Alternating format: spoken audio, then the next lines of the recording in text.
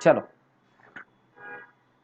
तो आज हमारा ये लाइव सेक्शन है और इस लाइव सेक्शन में हम लोग विधान परिषदों की संरचना के बारे में पढ़ने वाले हैं। और ये जो हम विधान परिषद की संरचना आज पढ़ने वाले हैं, ये बहुत ही इंपॉर्टेंट टॉपिक है, ध्यान रखना है, जो कि एमपीपीएससी मेंस के लिए बहुत ही एक इम्पॉर्टेंट टॉपिक के रूप में इसको देखा जाता है। विधान परिषदें, विधान परिषदों की दोस्तों हम जब बात करते हैं भारतीय संविधान के आर्टिकल नंबर 61 के बारे में, तो ये एक बहुत ही इम्पोर्टेंट टॉपिक हो जाता है। और कहीं ना कहीं हम मध्य प्रदेश के संदर्भ में जब बात करते हैं और वर्तमान में जम्मू कश्मीर को जब हम लेते हैं, तो इसमें कुछ परिवर्तन हम लोगों को देखने को मिले हैं, या परिवर्तन भविष्य में हमें कुछ देखने को मिल सकते हैं। इसीलिए हम इस टॉपिक को आज डिस्कस कर रहे हैं। 2-3 सालों से हम एक व्यवस्था देख रहे हैं कि मध्य प्रदेश सरकार जो है वो मध्य प्रदेश में विधान परिषदों के गठन को लेकर कहीं ना कहीं कुछ चर्चाओं में है। तो क्या स्थिति है कि मध्य प्रदेश के गठन के बाद से यदि हम 1956-57 की बात करते हैं, तब से मध्य प्रदेश में विधान परिषद के गठन को लेकर एक प्रस्ताव है जिस पे राष्ट्रपति की अनुमति लंबित है। और इस कारण से कहीं ना कहीं हम बोल सकते हैं कि ये जो प्रस्ताव है, अगर ये आता है तो मध्य प्रदेश में भी विधान परिषद जो है वो आ जाएगी। और सबसे इंपॉर्टेंट चीज एक और आप देखेंगे कि जम्मू कश्मीर जो है उसको अभी केंद्र शासित प्रदेश का दर्जा दिया गया है, जब धारा 370 जो है वो हटाई गई उसके बाद से। तो इस व्यवस्था में भी आप लोगों को एक परिवर्तन देखने को मिलेगा, क्योंकि पहले हम यदि हमारे देश की व्यवस्था की बात कर रहे थे तो उसमें हमें सात सात ऐसे राज्यों की बात हम लोग करते थे जहां पर हम लोगों को विधान परिषदें देखने को मिलती थी। कितने में? 7 में। लेकिन वर्तमान में हमारे देश में ऐसे 6 राज्य हैं जहां पर हमें विधान परिषद देखने को मिल रही है।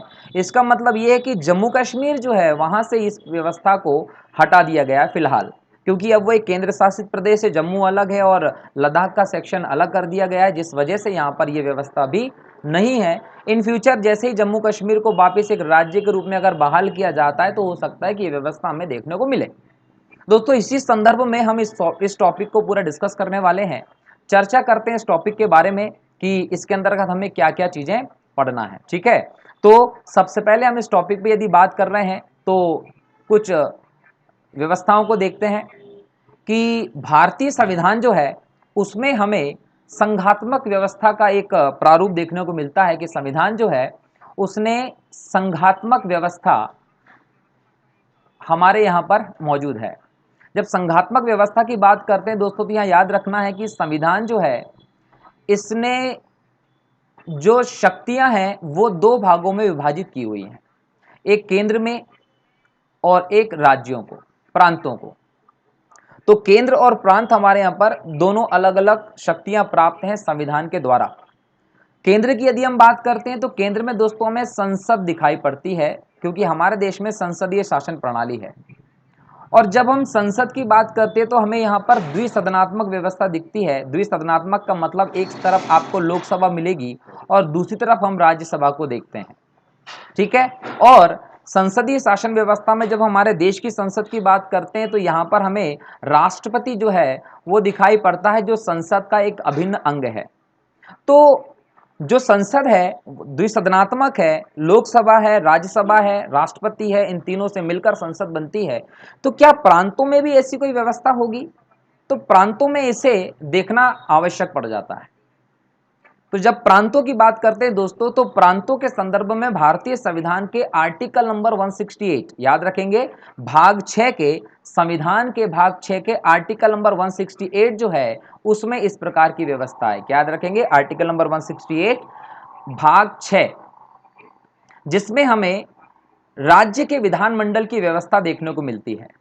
जब हम दोस्तों राज्य के विधानमंडल की व्यवस्था की बात करते हैं तो यहां पर हमको 3 चीजें देखने को मिलती हैं। 3 चीजों में क्या? विधानसभा, विधान परिषद और राज्यपाल। मतलब राज्यों के विधानमंडल एक विधानसभा, दूसरा विधान परिषद और राज्यपाल से मिलकर बने होते हैं। जहां पर हम बात करें तो आर्टिकल नंबर 178 विधान परिषदों के संरचना की बात करता है, आर्टिकल नंबर 153 राज्यपाल की बात करता है और आर्टिकल नंबर 170 जो है वो विधानसभाओं की बात करता है। आज का जो लेक्चर है वो विधान परिषदों पर है और याद रखेंगे कि भारतीय संविधान जो है उसके आर्टिकल नंबर 169 में विधानसभाओं के गठन के बारे में बात की गई है। जब हम विधानसभाओं की बात करते राज्य विधानमंडल की बात करते हैं तो याद रखना है कि राज्य विधानमंडल बेसिकली राज्यों की इच्छा पर निर्भर है। अगर राज्य चाहें, दोस्तों याद रखिएगा कि अगर राज्य चाहें तो द्विसदनात्मक विधानमंडल रख सकते हैं अपने राज्यों में, ठीक है, और अगर राज्य चाहें तो एक सदनात्मक विधानमंडल भी रख सकते हैं। मतलब ये राज्यों की स्वेच्छा पर है कि वो द्विसदनात्मक विधानमंडल चाहते हैं कि एक सदनात्मक विधानमंडल चाहते हैं। जिस प्रकार का विधानमंडल वो चाहते हैं वो अपने पास रख सकते हैं। लेकिन संविधान की ये कोई आधारभूत विशेषता नहीं है कि द्विसदनात्मक विधानमंडल होना चाहिए। हमारे यहाँ पर कोई आधारभूत विशेषता नहीं है संविधान की द्विसदनात्मक विधानमंडल की, ये याद रखिएगा। ये राज्यों की इच्छा पर निर्भर करता है, अगर वो चाहें तो एक सदनात्मक विधानमंडल रहे या द्विसदनात्मक विधानमंडल रखें। अगर एक सदनात्मक विधानमंडल होगा दोस्तों तो क्या बोलेंगे कि उसमें केवल विधानसभा होगी। किसकी बात करेंगे? उसमें केवल विधानसभा की बात करेंगे, वहां पर विधान परिषद की व्यवस्था नहीं होगी। जैसा कि आप वर्तमान में हमारे देश में देखते हैं कि अधिकतर जो राज्य हैं वहां पर केवल विधानसभा की व्यवस्था है, वहां पर विधान परिषदें नहीं है। वर्तमान में केवल 6 ही ऐसी जगह हैं जहां पर हमारे देश में हमें विधान परिषदें देखने को मिल रही हैं, बाकी अदर राज्यों ने इस कॉन्सेप्ट को नहीं लिया है। तो विधानमंडल कैसा हो सकता है? तो याद रखेंगे, यदि दो सदनात्मक विधानमंडल होगा तो उसमें क्या होगा? विधानसभा होगी जिसको निम्न सदन कहेंगे, विधान परिषद होगी जिसको उच्च सदन कहेंगे। उच्च सदन कहेंगे क्योंकि ये विघटित नहीं होगा, ये स्थायी होगा, ये कभी विघटित नहीं होगा। और यहां पर ये जो विधानसभा होगी ये हर 5 वर्ष में नई गठित की जाएगी, याद रखना। और जहां एक सदनात्मक विधानमंडल होगा वहां पर दोस्तों केवल विधानसभा की व्यवस्था होगी, इसके अलावा कोई और जो सदन है वो यहां पर दिखाई नहीं देता है। तो इस प्रकार से आप देखते हो कि राज्य विधानमंडल जो है वो एक सदन भी हो सकते हैं और द्विसदन भी हो सकते हैं। किस प्रकार से राज्य अपनी इच्छा के अनुसार इसको गठित कर सकते हैं।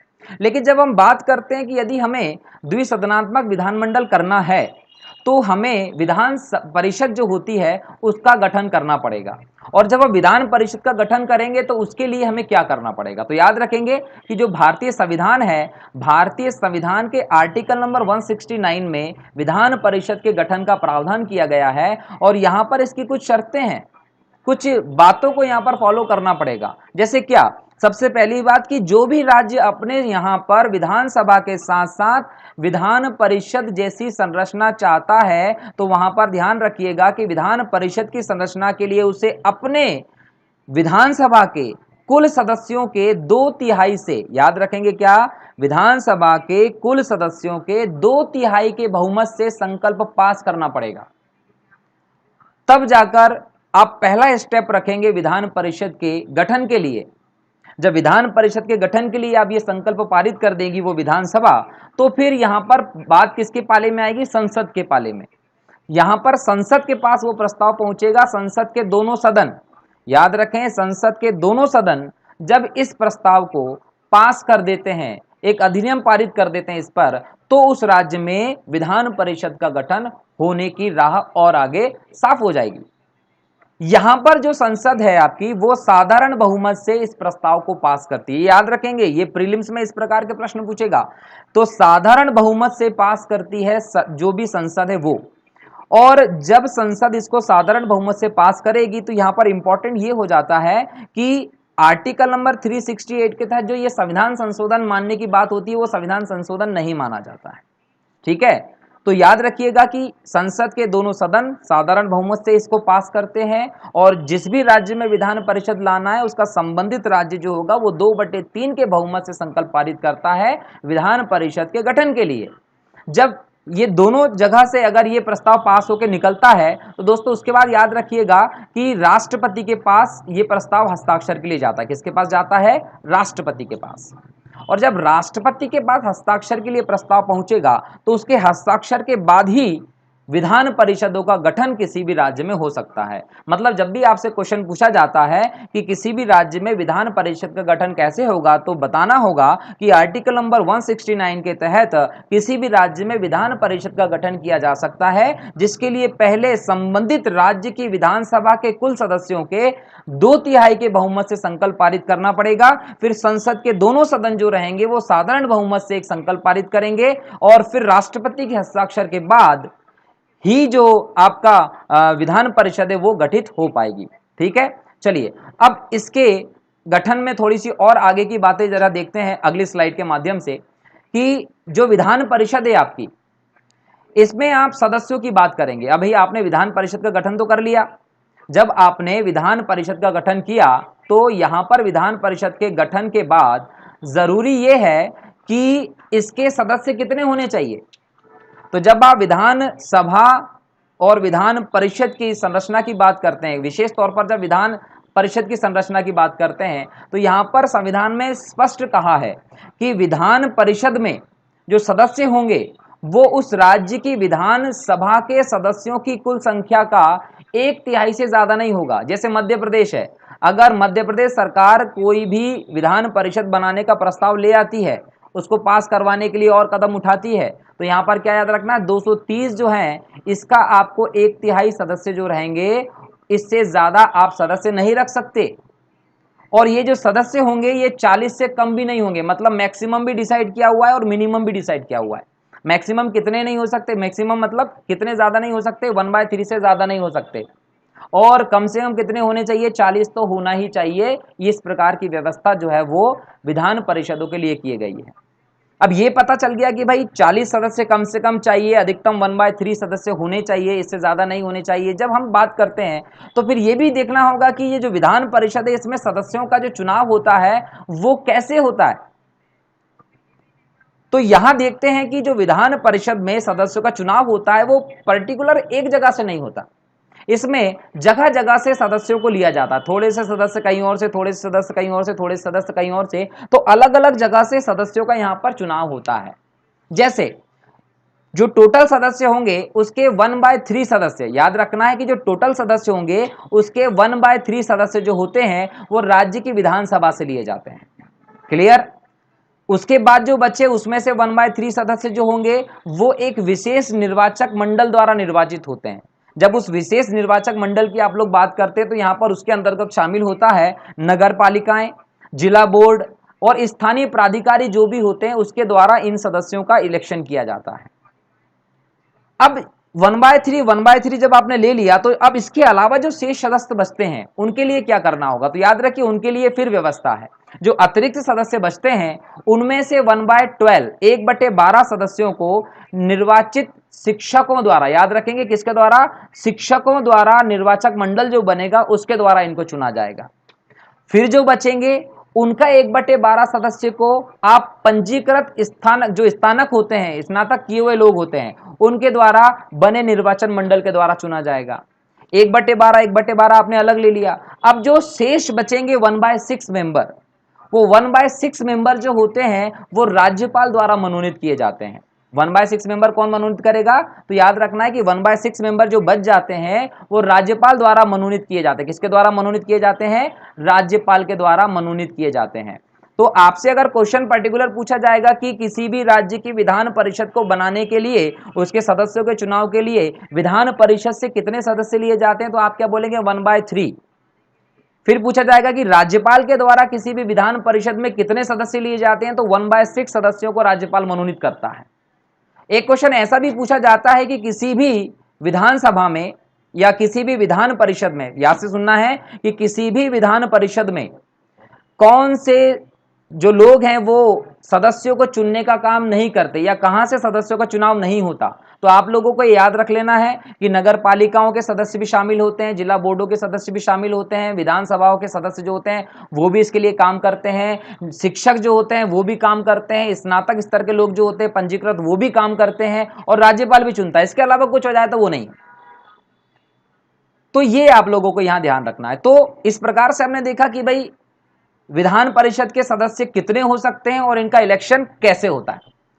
ठीक है, अब हम सेकंड जाते हैं नेक्स्ट स्लाइड पे, जहां पर हम विधान परिषद की कुछ और इंपॉर्टेंट बातों को जानेंगे कि विधान परिषद में और क्या इंपॉर्टेंट चीजें हैं।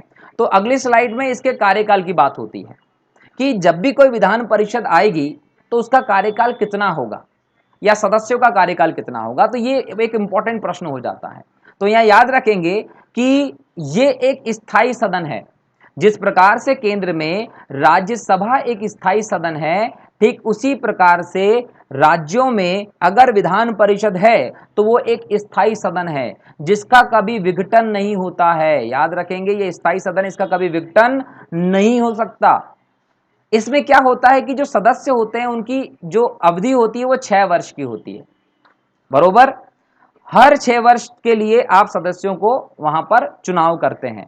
लेकिन विघटन क्यों नहीं होता? क्योंकि इसमें एक व्यवस्था है कि हर 2 साल में 1/3 सदस्य अवकाश प्राप्त करते हैं और उतने ही सदस्य नए आ जाते हैं।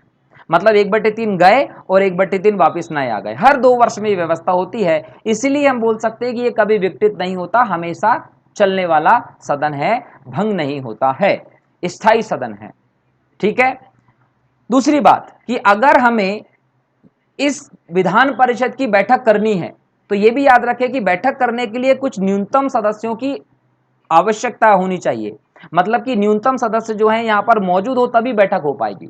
उसके लिए वर्ड यूज किया जाता है गणपूर्ति। तो याद रखिए गणपूर्ति के लिए कितने सदस्य होना चाहिए? 1/10। जो कुल सदस्य हैं उनमें से 1/10 सदस्य अगर उपस्थित होंगे तब जाकर हम कह सकते हैं कि आपकी गणपूर्ति होगी, आप उसकी बैठक कर सकते हैं। ये याद रखना, ठीक है दोस्तों। चलिए अब बात करते हैं कि विधान परिषद के सदस्य बनने के लिए क्या योग्यता होनी चाहिए। तो विधान परिषद का सदस्य बनने के लिए जो योग्यता है वो राज्यसभा के सदस्यों के समान ही योग्यता है कि भारत का नागरिक हो, पागल दिवालिया ना हो, है ना, मानसिक रूप से विकृत चित्त ना हो। जो योग्यताएं राज्यसभा का सदस्य बनने के लिए चाहिए उसी प्रकार की योग्यताएं विधानसभा का सदस्य, विधान परिषद का सदस्य बनने के लिए भी चाहिए। ठीक है। तो हमने यहां पर कुछ इंपॉर्टेंट कौन कौन से टॉपिक्स को देख लिया, पहले उसको एक बार रिवीजन करते हैं, फिर आगे बढ़ते हैं अगले टॉपिक पे कि हमने सबसे पहले क्या बात किया कि विधानमंडल कितने सदनी हो सकता है? द्विसदनी हो सकता है। मैक्सिमम राज्यों में कितने सदनी है? 1 सदनी विधानमंडल है जहां पर विधानसभा है। लेकिन संविधान ने यह बोला है कि अगर राज्य चाहे तो द्विसदनीय विधानमंडल कर सकता है, विधान परिषद और विधानसभा। ठीक है। हम अगर बात करते हैं कि विधान परिषद अगर लेकर आना है तो क्या करना पड़ेगा? भारतीय संविधान के आर्टिकल नंबर 169 कहता है कि विधान परिषद ला सकते हैं। लाने के लिए क्या करना पड़ेगा? 2/3 बहुमत से संबंधित राज्य विधानसभा जो होगी वो प्रस्ताव पारित करेगी। दूसरे नंबर पर जो संसद के दोनों सदन होंगे वो साधारण बहुमत से प्रस्ताव पारित करेंगे। फिर राष्ट्रपति का हस्ताक्षर होगा, फिर आपकी विधान परिषद का गठन हो जाएगा। अगर विधान परिषद के गठन हो रहे हैं तो इसमें सदस्य कैसे चुनेंगे? तो अलग अलग जगह से सदस्य चुने जाते हैं, 1/3, 1/3, 1/12, 1/12 और उसके बाद 1/6 सदस्य जो होते हैं वो राज्यपाल के द्वारा मनोनीत होते हैं। कार्यकाल कितना होता है? तो 6 वर्ष का कार्यकाल होता है। हर 2 साल में 1/3 सदस्य जो होते हैं वो अवकाश ग्रहण करते हैं और बैठक के लिए गणपूर्ति के लिए 1/10 सदस्य अनिवार्य होते हैं। अगर योग्यता की बात करेंगे तो राज्यसभा के सदस्यों की जो योग्यता होती है उसी के समान योग्यताएं आपके लिए यहां पर निर्धारित की गई, बराबर। चलिए अब अगर हम नेक्स्ट पे जाते हैं तो अगली स्लाइड आपकी क्या कहती है कि जो विधान परिषद के सदस्य होते हैं इनके अधिकार क्या होंगे। तो दोस्तों विधान परिषद के सदस्यों को भी कुछ विशेषाधिकार प्रदान किए गए हैं। विशेषाधिकार कैसे प्रदान किए गए? तो याद रखिएगा कि जो सदन होते हैं उसमें भाषण देने की इनको पूर्ण स्वतंत्रता होती है। याद रखना है कि जो सदन है विधान परिषद का उसमें इनको भाषण देने की स्वतंत्रता होती है, पूर्ण स्वतंत्रता होती है। जिस प्रकार से अदर सदन में होती है, विधानसभा में होती है, लोकसभा में होती है, राज्यसभा में होती है, वैसे ही विधान परिषद के सदस्यों को भी ये स्वतंत्रता होती है। अन्य सदनों के भांति विधान परिषद के सदस्य भी अगर सदन में कुछ कथन कहते हैं तो उस पर्टिकुलर कथन को लेकर आप न्यायालय में मुकदमा दायर नहीं कर सकते, केस नहीं कर सकते उसके। और एक और इनका विशेष अधिकार होता है कि अधिवेशन जो है उसके 40 दिन पहले और 40 दिन बाद में किसी भी दीवानी मामले में, पैसे संबंधी मामले में आप सदस्यों की गिरफ्तारी नहीं कर सकते। यह भी इनका विशेषाधिकार होता है। तो जब भी आपके सामने क्वेश्चन आ जाए कि विधान परिषद के सदस्यों का विशेषाधिकार बताना है तो उस विशेषाधिकार के लिए आप ये तीनों पॉइंट को बता सकते हैं, आपका उत्तर सफिशिएंट हो सकता है। इसके बाद हम बात करेंगे कि विधान परिषद का जब सदन चलेगा तो उसके सदन को का नेतृत्व कौन कर रहा होगा, संचालन कौन कर रहा होगा। तो यहां पर राज्यसभा के भांति यहां भी व्यवस्था देखने को मिलती है कि सभापति होता है। सभापति होता है जो विधान परिषद की कार्यवाही का संचालन करता है। नियमों के अनुसार कार्यवाही का संचालन करने का दायित्व सभापति को दिया जाता है, जो कि सदस्यों में से ही चुना जाता है। जो विधान परिषद के सदस्य होंगे उनमें से ही इसे चुना जाएगा। याद रखेंगे, चुना किससे जाएगा, सदस्यों के बीच से ही चुना जाएगा। कौन, सभापति।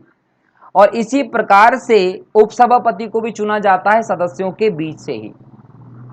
अगर हम विधान परिषद के सदस्यों के वेतन भत्ते की बात करते हैं तो राज्य की संचित निधि से इसके सदस्यों के वेतन दिए जाते हैं, ठीक है। और जब इन्हें हटाने की बात करेंगे तो जो सदस्य होंगे वो एक प्रस्ताव पास कर देंगे और प्रस्ताव पास करके इन्हें हटाया भी जा सकता है।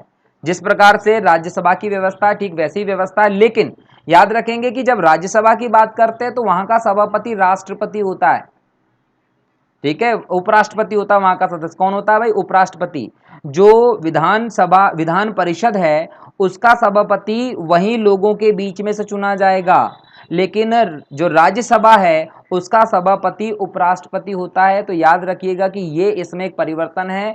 पूरी तरीके से आप राज्यसभा के भांति इसको नहीं रखेंगे।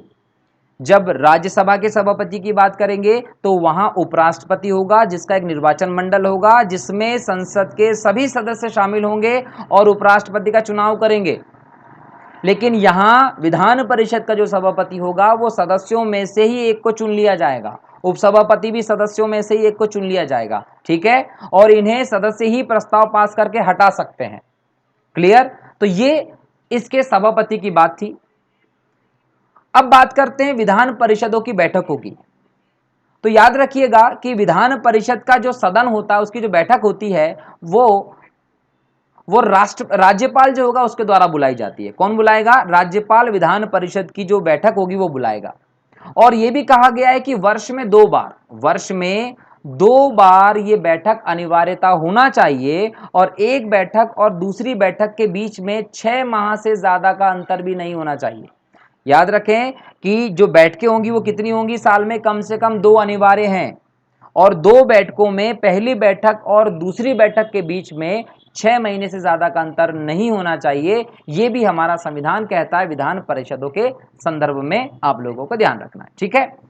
अगली स्लाइड पे जाते हैं, जहां पर हम लोग देखते हैं कि विधान परिषदें होनी चाहिए कि नहीं होनी चाहिए। जब ये क्वेश्चन आ जाए कि भाई विधान परिषदें हो या ना हो, इस क्वेश्चन को जब बात करेंगे तो क्या बोलेंगे कि भाई इसके होने चाहिए में आपको पक्ष में तर्क देना पड़ेगा और नहीं होनी चाहिए होगा तो विपक्ष में तर्क देना पड़ेगा। तो इनके अस्तित्व को यहां पर आप क्वेश्चन मार्क लगाकर देखते हैं कि इनके अस्तित्व को आप राइट कर देते कि नहीं भाई होना चाहिए। तो पहले हम इसके पक्ष में तर्क देखते हैं, फिर इसके विपक्ष में तर्क देखते हैं। दोनों के बाद फिर हम डिस्कशन के बाद निष्कर्ष पे पहुंचेंगे कि भाई होना चाहिए कि नहीं होना चाहिए। सबसे पहले तो हम उन लोगों की बात समझते हैं जो कहते हैं कि विधान परिषद जैसी संस्था राज्यों में होनी चाहिए। तो ऐसा कहने वाले बोलते हैं कि विधान परिषद जैसी संस्था होनी चाहिए क्योंकि ये विधानसभाओं की मनमानी पर रोक लगाती है, शक्ति संतुलन की स्थापना करती है। जब भी कोई विधेयक आएगा, जब भी कोई बातचीत होगी तो उसकी विधान परिषद में चर्चा करेंगे, चर्चा करने के बाद उसके नेगेटिव पॉइंट्स को बताएंगे। तो इस प्रकार से चर्चा के माध्यम से विधानसभा की मनमानी को यहाँ पर रोका जा सकता है, उस पर रोक लगाई जा सकती है, एक बैलेंस करने की कोशिश की जा सकती है। ऐसा कहना है उन लोगों का जो ये कहते हैं कि विधान परिषद होनी चाहिए। दूसरी बात ये होती है कि जब विधान परिषद के संदर्भ में आप दूसरा तर्क क्या देते हैं कि विधान परिषद में जो लोग आते हैं वो अलग अलग जगह से आते हैं। अभी हमने देखा कि 1/3 सदस्य कहीं और से आएंगे, 1/3 सदस्य एक अलग जगह से आएंगे, 1/12 सदस्यों को बोल सकते हैं कि जो शिक्षकों की टीम होती है वो चुनती है, 1/12 सदस्यों को स्नातकों की टीम चुनती है और 1/6 सदस्य जो होते हैं वो राज्यपाल के द्वारा अलग अलग क्षेत्रों से मनोनीत किए जाते हैं। तो इस प्रकार से अलग अलग क्षेत्रों से सदस्य आ रहे हैं, पर्टिकुलर किसी एक क्षेत्र से नहीं है। जब अलग अलग क्षेत्र से सदस्य आते हैं तो हम यहाँ ये बोलते हैं कि आपके पास वैरायटी है, समाज के विभिन्न क्षेत्रों के अलग अलग हितों का प्रतिनिधित्व करने वाले लोग आपके पास आ रहे हैं। तो अलग अलग क्षेत्रों के जो लोग हैं, उनकी सोसाइटी है, उनके हित भी आपके सामने आएंगे, उनका प्रतिनिधित्व करने वाले लोग आएंगे, तो आप उनकी बातों को भी सामने रख सकते हैं, उनकी सॉल्यूशन कर सकते हैं समस्याओं का। तो तो एक ये बहुत बड़ी बात है, तो ये भी हम लोगों को यहाँ पर एक पॉजिटिव पॉइंट देखना है। नेक्स्ट है कि बिल को अपने पास 4 माह तक रोक सकती है। याद रखेंगे कि जो भी विधेयक पास होने के लिए जाता है उसको विधान परिषद अपने पास 4 माह तक रोके रख सकती है। अब 4 माह तक रोके रख सकती है, इसका मतलब यह है कि इस समय में आप उस बिल में, उस विधेयक में कौन सी सही सही बातें हैं, कौन सी बुरी बातें हैं, उसको आराम से एनालिसिस कर सकते हैं और जो गलत बातें हैं उनको छांट के अलग कर सकते हैं। मतलब आपका जो बिल बनेगा वो त्रुटि रहित होगा, उसमें कोई गलती की गुंजाइश नहीं होगी, उसमें आपने अच्छे से विचार विमर्श किया होगा, उसको आपने अच्छे से एनालिसिस किया होगा, और जब एनालिसिस करके विचार विमर्श करके आप कोई कानून, कोई बिल तैयार करेंगे तो वो निश्चित तौर पर जनता के हित के लिए होगा, क्योंकि आपने उसको इस प्रकार से एनालिसिस किया हुआ है। जब आप इतने लेवल पर इसको चर्चा करते हो इतना टाइम लेकर, तो निसंदेह चर्चा का स्तर ऊंचा होता है। नेगेटिव पॉजिटिव पॉइंट्स को आप डिटेल में वहां पर चर्चा करते हैं, इससे चर्चा का स्तर ऊंचा होगा। और जब राज्यों में धन विधेयक की बात करेंगे तो उसको भी जो विधान परिषद है वो 14 दिन तक विलंब कर सकती है। ये सारे के सारे पावर्स किसके पास हैं? विधान परिषद के पास है, जो हमने यहां पर देख लिए, जिससे लगता है कि भाई नहीं, विधान परिषद का कहीं ना कहीं कुछ तो महत्व है, जिसके चलते ये व्यवस्था के पक्ष में तर्क आए हैं। लेकिन जितने हमने इसके पक्ष में तर्क देखे हैं वैसे ही इसके विपक्ष में भी कुछ तर्क हैं। चलिए उनको देखते हैं पहले कि इसके विपक्ष में जो लोग बोलते हैं उनका क्या कहना है, विपक्ष में बोलने वाले लोगों का। तो यहां पर जब विपक्ष की बात करते हैं तो याद रखिएगा कि विधायी कार्यों में इसका कोई नियंत्रण नहीं होता। संयुक्त बैठक जैसी कोई व्यवस्था ही नहीं होती। जैसे कि लोकसभा राज्यसभा की ज्वाइंट सेशन आप कर लेते हैं आर्टिकल नंबर 108 के तहत, दोनों सदनों को एक साथ बिठाकर बातचीत करके अगर कोई भी विधेयक, कोई भी बिल, कोई भी कानून बनने में कोई अड़चन आ रही है, कोई विवाद आ रहा है, कोई समस्या आ रही है, तो उसको आप संयुक्त अधिवेशन करके क्या करते हैं, सॉल्व कर लेते हैं। लेकिन यहां पर ऐसी कोई व्यवस्था नहीं है। दूसरी बात, यहां पर राजनीतिक समानता के सिद्धांत का उल्लंघन हो रहा है। राजनीतिक समानता के सिद्धांत का उल्लंघन होने का मतलब क्या हो रहा है भाई? सभी के लिए क्यों नहीं खोला आप लोगों ने, कुछ विशेष वर्गों के लिए ही क्यों इसकी व्यवस्था है? कोई विशेष वर्ग ही इसमें क्यों आप इलेक्शन के लिए रख रहे हैं? सभी को क्यों नहीं रख रहे? आप बोल रहे हैं कि शिक्षक वर्ग के लोग आएंगे, आप बोल रहे हैं स्नातक वर्ग के लोग आएंगे, ऐसा क्यों?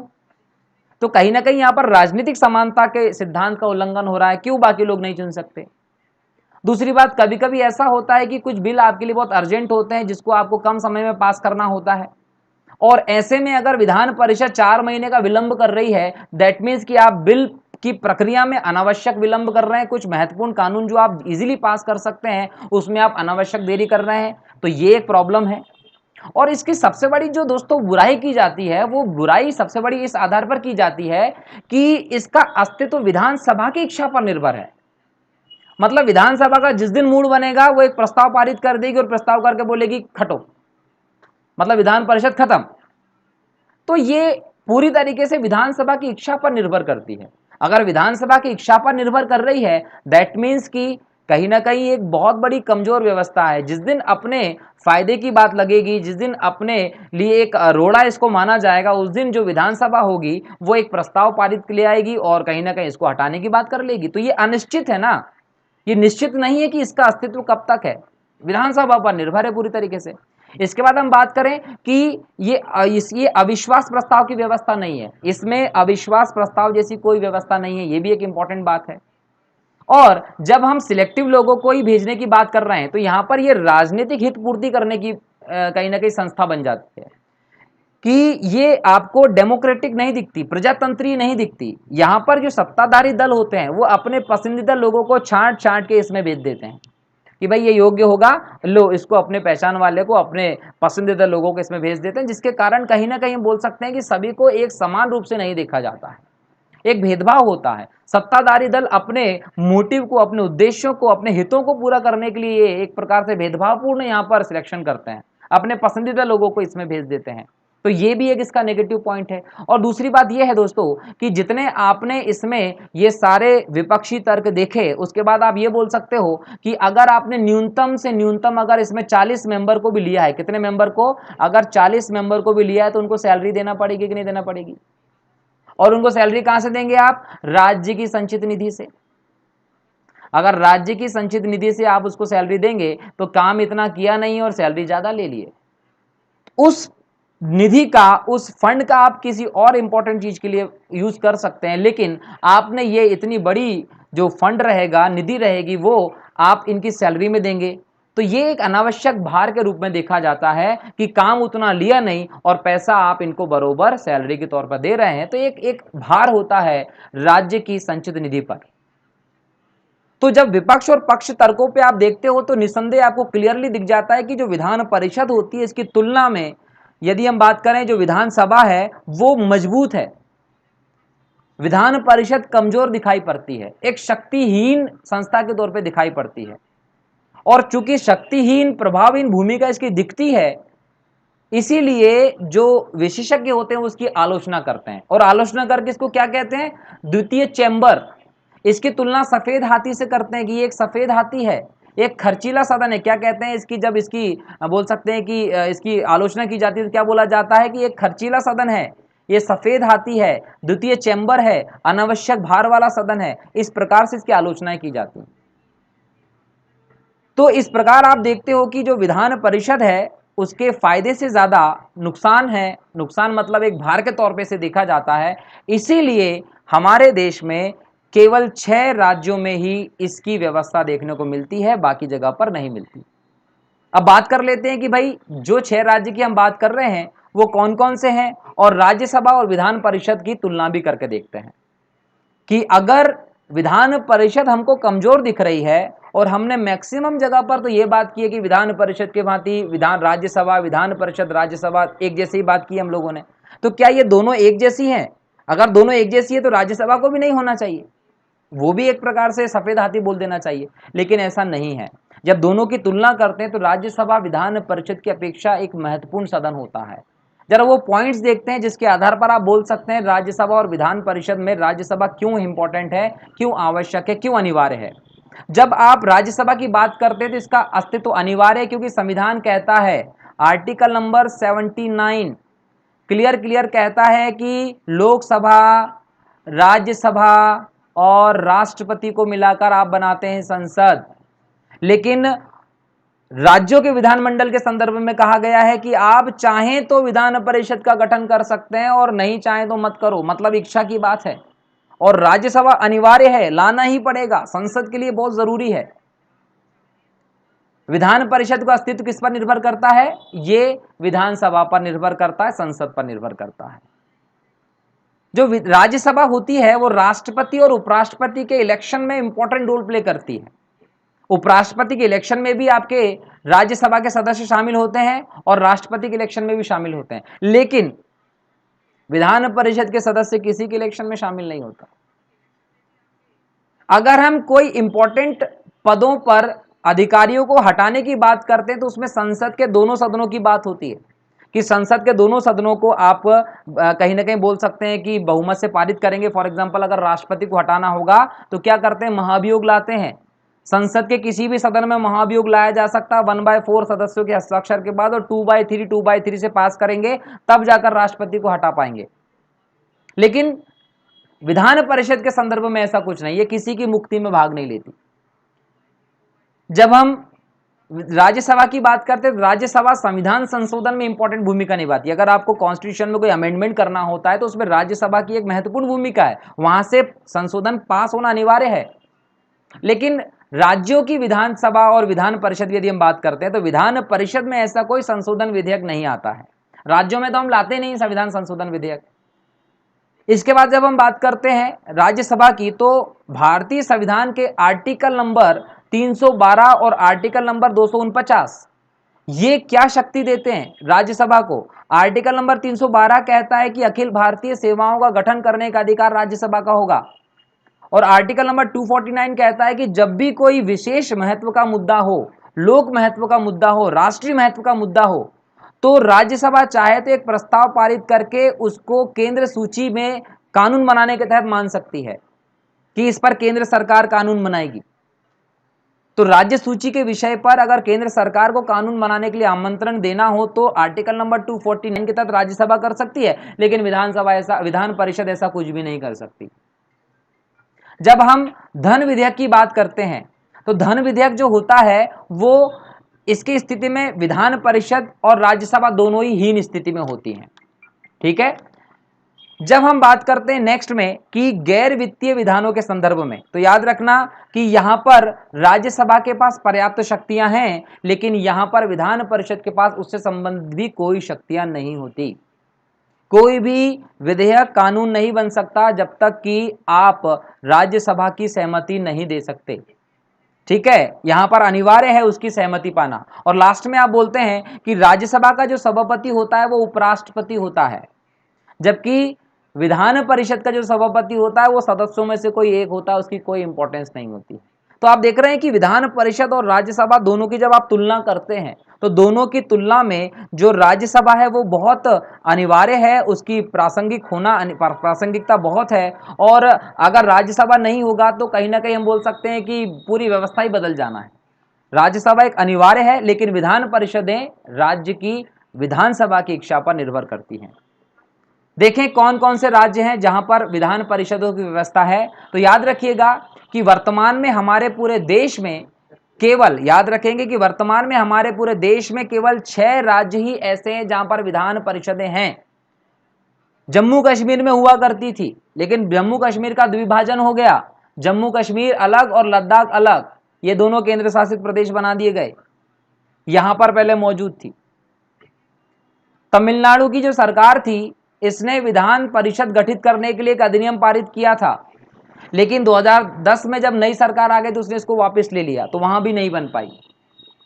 आंध्र प्रदेश की यदि हम बात करते हैं तो आंध्र प्रदेश जो 1958 में गठित, यहां पर जो विधान परिषद गठित हुई थी उसको 1985 में समाप्त कर दिया गया था। मतलब आंध्र प्रदेश में 1958 में जो व्यवस्था की गई थी उस व्यवस्था को आपने 1985 में समाप्त कर दिया था, लेकिन इसने 2007 में वापस ले लिया है इसको। कहीं ना कहीं इसके महत्व को समझा होगा, उसके हिसाब से इसने वापस ले आया। उड़ीसा ने कुछ ही वर्ष पहले विधान परिषद गठन करने के लिए एक प्रस्ताव पास किया है, संकल्प पारित किया है। इसी प्रकार के संकल्प जो है वो राजस्थान और असम की विधान परिषद के गठन के लिए भी अभी संसद में लंबित हैं। मतलब संसद में ये अभी लंबित हैं। उड़ीसा ने पास करके रखा हुआ है, राजस्थान और असम के भी अभी संसद में लंबित हैं। और यदि हम मध्य प्रदेश की बात करते हैं तो मध्य प्रदेश जो है उसने भी इसने विधान परिषद की स्थापना का प्रावधान किया है, लेकिन अभी तक राष्ट्रपति ने कोई अधिसूचना जारी नहीं की है। इसके कारण मध्य प्रदेश में अभी तक विधान परिषद का गठन नहीं हो सका है। लेकिन 2018 के आसपास की यदि हम बात करते हैं तो तब से मध्य प्रदेश में भी विधान परिषद के गठन के लिए कवायद जारी है। और भविष्य में आपको अगर मध्य प्रदेश में विधान परिषद जैसी कोई संस्था का दिखाई पड़ती है तो इसमें कोई आश्चर्य की बात नहीं होगी। चूंकि आप ये लेक्चर कर चुके हैं, पूरी चीजें आपको पता हो गई हैं। अगर भविष्य में मध्य प्रदेश में विधान परिषद आती हैं या जम्मू कश्मीर दोबारा राज्य होता है और वहां पर विधान परिषद आती है तो आप इसको देखकर पूरी तरीके से समझ सकते हैं कि विधान परिषद क्या होती है, कैसे गठन किया जाता है, सदस्य कैसे चुने जाते हैं, सदस्य कितनी अवधि के लिए चुने जाते हैं, सदस्यों को कैसे हटाया जाता है, सभापति कौन होता है, उपसभापति कौन होता है, स्थायी सदन क्यों होता है, कहां कहां से सदस्यों का चुनाव किया जाता है, ये क्यों होना चाहिए और क्यों नहीं होना चाहिए, ये सारे के सारे जो फैक्ट रहेंगे आपके वो सेम रहेंगे। बस आपको अदर क्या पढ़ना पड़ेगा, यहां पर जो 6 राज्य मैंने आप लोगों को बताए हैं कि 6 राज्यों में ही विधान परिषद है, अगर बढ़ते हैं तो आपको यहां पर नंबर बढ़ाने पड़ेंगे और नए राज्य कौन कौन से में आपको वो याद रखना पड़ेगा। ठीक है, तो इस लेक्चर में आज हम इतना ही करते हैं। उम्मीद कर रहा हूं कि आप लोगों ने इसको समझा होगा। फिर से जल्द हम नेक्स्ट लेक्चर लाइव करेंगे और एक नए करंट अफेयर से संबंधित मुद्दे को उसमें डिस्कस करेंगे। तब तक के लिए दोस्तों जय हिंद, जय भारत, वंदे मातरम। इस लेक्चर को लेकर आपकी जो भी राय रहे वो प्लीज़ आप कमेंट करके बताइएगा, ताकि हम आगे के लेक्चर में उसको लेकर कुछ व्यवस्थित सुधार कर सकें। ठीक है दोस्तों, थैंक यू वेरी मच।